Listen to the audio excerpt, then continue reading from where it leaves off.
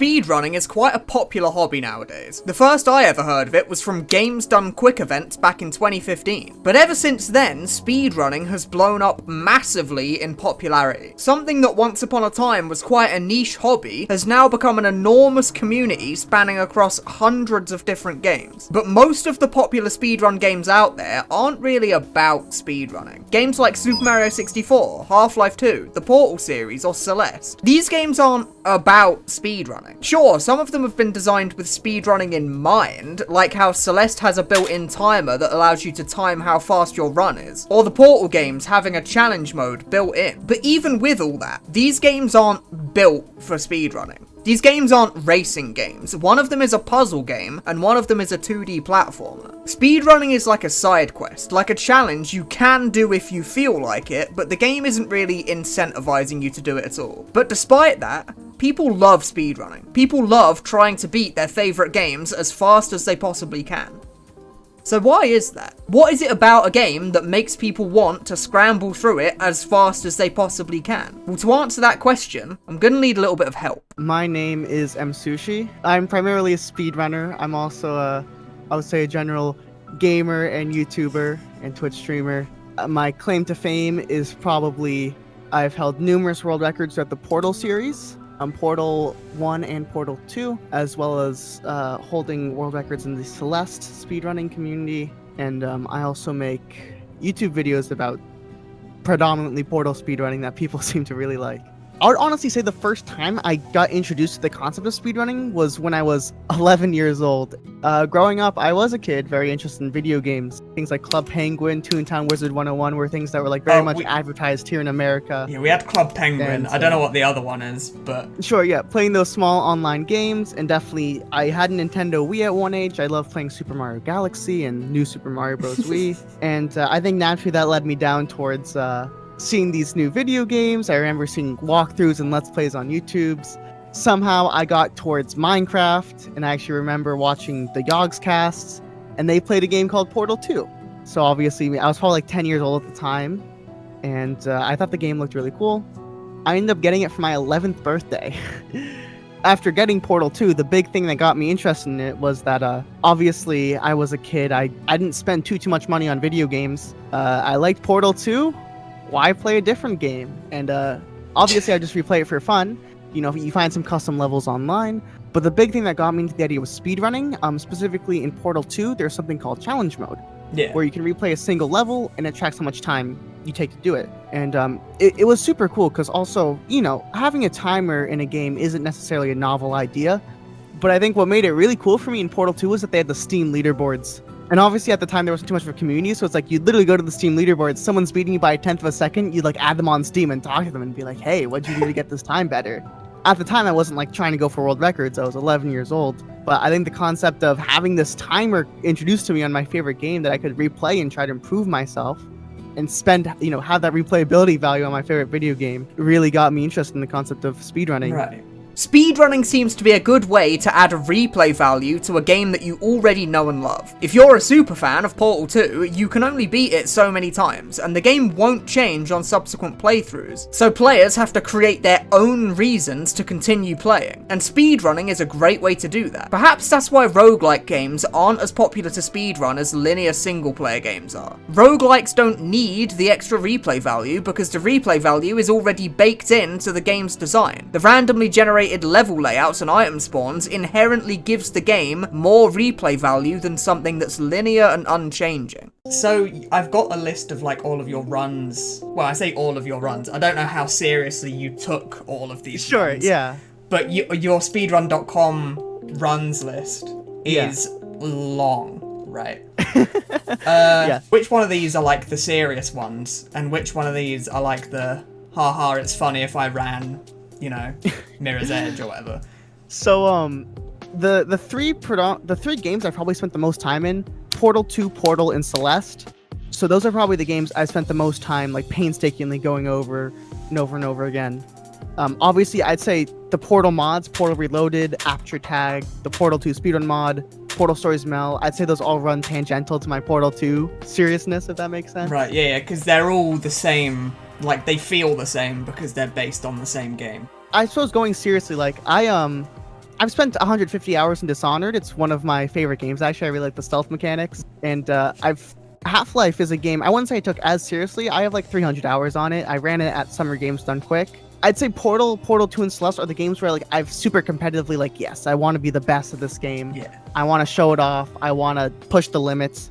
And these other games, it's more like I want to improve myself. Learning a speedrun for a game is a really daunting task. Just for a laugh, a few years ago, I decided to learn Celeste's any percent route. And to do this, I had to sit through hours worth of tutorial videos just to understand what to do and how to do it. Hours just to watch the tutorial, not even including the time it takes to practice and get good at. And the Celeste speedrun is less than half an hour long. So for games with longer speedruns, like games from the Zelda series, learning those speedruns is a monumental task. But for someone who's deeply embedded in the speedrunning community, how do you go about learning routes, mechanics, and strats to get the fastest times on the leaderboard? I haven't really been on like the ground floor of a speedrunning game in terms of like the game just came out a week ago and people are trying to find all the cool things and new things about it. So I can't really say too much about that aspect of like, okay, we're starting with a blank canvas. I usually, never really speedrun a game off of release, but most games I run at least have pretty flourishing communities where there are a lot of people working on them. In terms of answering the first part of the question, just learning a game, I always put it out there that like speedrunners, similar to gamers in general, are just like nerds. And I always put the weird comparison to gym goers, fitness people. I had a friend who loved doing lifting, and I tried it. I was never too into it, but like, if you talk to someone who goes to the gym every day about lifting, they won't shut up. They love that conversation. Even though you think of it like a super manly, like, yeah, it just happens, like, they'll go on for hours about lifting. It's the idea that if you go up to someone and be like, how does the skip work? They'll bring out a clipboard, they'll bring out a pencil and paper, and they'll be like, all right, let me show you. But people are super awesome in the speedrunning community about like, if you have an interest in learning, there's definitely someone who will help you. In terms of like finding glitches, I would say in terms of like speedrun routing, I guess a lot of speedrunning is going from point A to point B as fast as possible. We can go from point A to point B and we have to use our legs. That's the idea. And you think, okay, we want to optimize, we want to practice using our legs, we want to do that. And then all of a sudden we find out we invent a car. Okay, now we can go on wheels. This completely changes everything. Who knows what can do that? A lot of times that happens in speedrunning. Like, for example, in Portal 2, you think, okay, we want to walk from here to here. Nope, we can bunny hop. This changes everything. Yeah, it's so interesting to look through the game from a new lens. This happens a lot, actually. One of the glitches, the super reportal glitch, where you like get stuck, shoot a ton of portals, and launch off. When that glitch was first found, we're like, huh, cool. Where can we use this? And now in the speedrun, we use it in like 5 different places. It's the idea of like, we want to go from point A to point B. We have all these different tools, and then sometimes we find a new tool to use and got to try it out and say, oh, does this work here?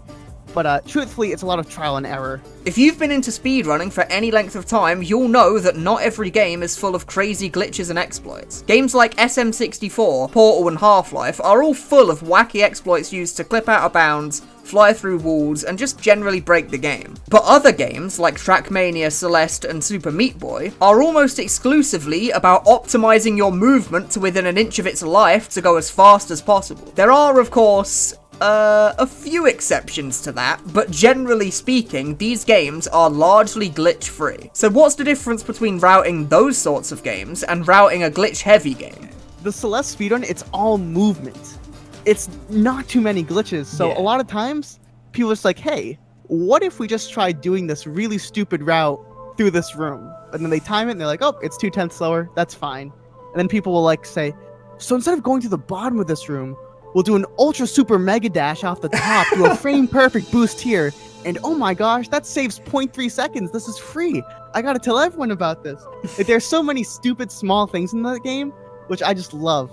Finding these super small, super hard things that save minuscule amounts of time, and we're like, that's it. I always likened it to like a racing game. If you look at the older, like less refined versions of Half-Life speedruns, it's the same there, where it's almost like a racing game, where it's not actually about, oh, I found this major glitch, now I can teleport through walls. It's like, no, it's just about having the perfect movement possible, cutting corners as sharply as possible, and stuff like that. It's almost like playing Trackmania and trying to speedrun that game, rather than like a traditional speedrun of like, I don't know, Ocarina of Time, where you just warp to the end of the game or whatever. Right. Most speedrun communities have some tutorials of some sort for their games.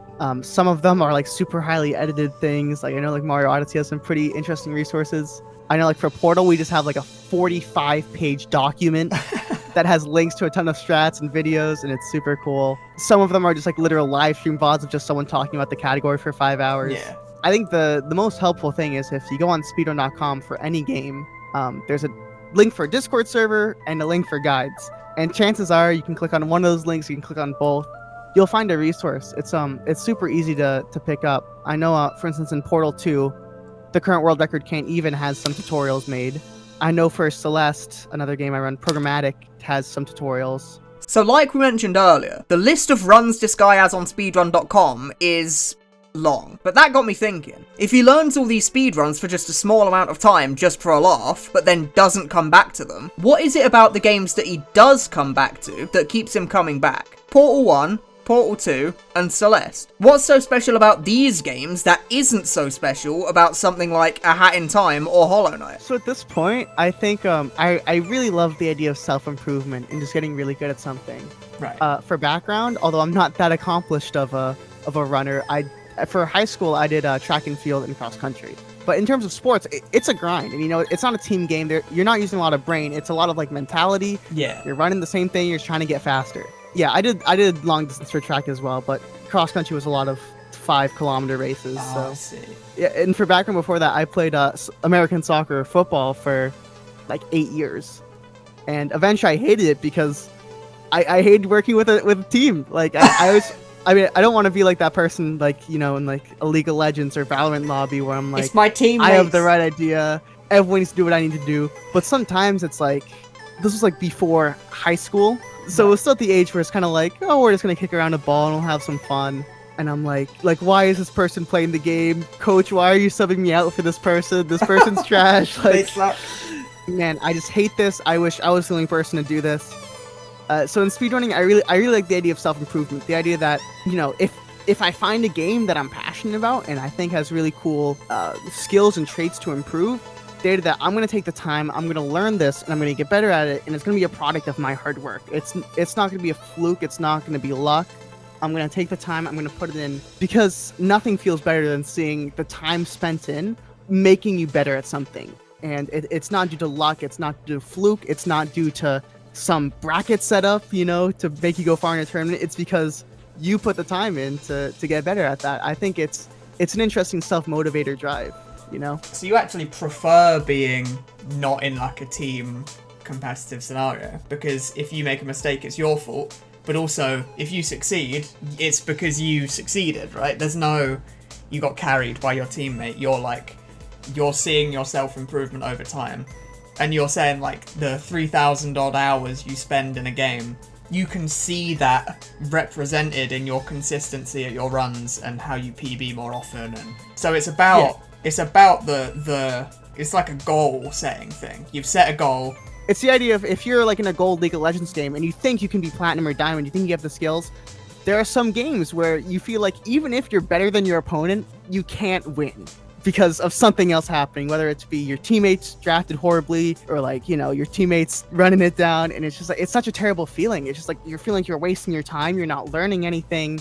You've put in the effort to get better at the game and it's not paying off. And that's really frustrating. Obviously, those games are also super cool at the top level because of that team dynamic. This kind of goes contradictory to what I talked about, but Portal 2 is a co-op speedrun. And while I've definitely spent less time trying to like improve at it, I've held the world record on it before. But it was super it was a lot more casual. It was all like me and Candy even would run it together and we're like bantering the whole time. Yeah. We're hardly practicing. If we mess something up, we're like, okay, we'll just get it next time. And then we just go again. And granted that randomness element of working with someone else makes it a lot more fun, but it's a lot more harder to optimize and get good at. The difference between a Portal 2 co-op run and solo queue in League of Legends is like, I hit platinum in League of Legends, but it was misery inducing the entire time, and I ended up up not playing the game. And the reason for it isn't necessarily that you're playing with teammates. It's that you're playing with teammates that you have absolutely zero faith in whatsoever. You have no idea what they're going to be like, how good they're going to be. Whereas when you play a co-op speedrun of Portal 2, you know who that is. You know that they've got the world record in any percent. Like, I want to play with that guy because I have faith that he's gonna be good at the game. But you go into League of Legends and your jungler just sprints it, and it's like, well, I don't want to play anymore. This random guy I've never met in my life is just like inting his face off, and I'm not having any fun, right? That's I think the core difference there. There are a lot of people I think the best part about speedrunning is seeing people who like have the hustle, and because a lot of people like using the word like talent, or like this is just what you're good at. People pick it up instantly. But I love the stories of people who try at the game over and over and over, or players who at one point in 2017 they were the best runner and they're a bit less dominant, and then they come back in 2020 and they're still at the top of the leaderboard because they're so committed to the game. They're dedicated. People who can put in the grind, put in that hard work. It's really something that's awesome to see. The current third place person named Burger40, he has, I don't know, he doesn't have some super funny lore, but actually about a year from now, we were having a Portal 2 tournament. And in the first round, one of the top players in the tournament, in his first round, he was facing off against someone named Burger40. And we had no idea who this Burger40 guy was, but we just thought it was really funny because his name was Burger40. And that's just like a funny username. So for like a month, everyone was like, yeah. And obviously, because Even has a stream, he's like joking, like, yeah, Burger40 is going to beat me. He's going to win the tournament. And at the time, he was like 100th place. And in a year's time, even though at first we were joking on him, he's now third place, and he's legitimately like, he's a world record contender. It's like crazy. I love these types of stories where it's like someone at first who's a nobody comes in for years just putting all this work, and it's paying off. It's really awesome to see.